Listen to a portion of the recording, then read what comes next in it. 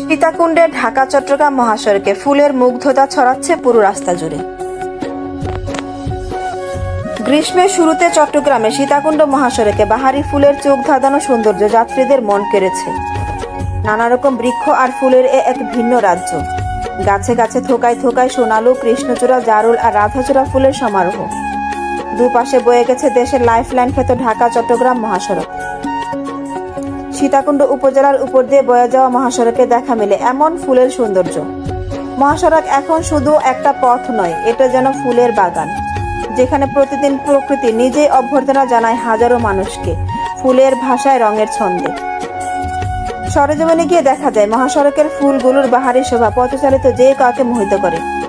উপজেলার জিপিএইচ ইস্পাত ছোট কুমিরা থেকে বড় দারোগার হাট পর্যন্ত প্রায় 30 কিলোমিটার এলাকায় সড়ক বিভাজকে ফুটন্ত ফুলের দোল দেখে মনে হবে প্রকৃতির উষ্ণ অভ্যর্থনা। শুধু সৌন্দর্য নয়, এসব গাছ পরিবেশ রক্ষা ও তাপমাত্রা নিয়ন্ত্রণে ভূমিকা রাখছে। যান্ত্রিক শহরের ব্যস্ততা, যানজট ও ক্লান্তিকর যাত্রায় মাঝখানে জারুল, সোনালুর ফুল যেন প্রশান্তি।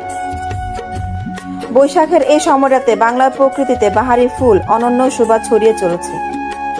গাছের শাখা ছাপিয়ে ঝুমকুর মতো ঝুলে আছে হলদে ছাওয়া সোনালু ফুলগুলো। রক্তিম লালে উত্তাপ ছড়াচ্ছে কৃষ্ণচূড়া, জারুল ফুলের বেগুনি রং মন মাতানো অপরূপ শোভা, যে কারো মনকে ছুঁয়ে যায় নিঃসন্দেহে। ট্রাক চালক মোহাম্মদ জসিম বলেন, আমি নিয়মিত ঢাকা থেকে চট্টগ্রাম যাতায়াত করি। সড়কের মাঝখানে ফুলগুলো দেখে আমার খুবই ভালো লাগে। বিশেষ করে বৃষ্টির দিনে এই ফুলগুলো দেখতে সুন্দর লাগে। ASP news desk.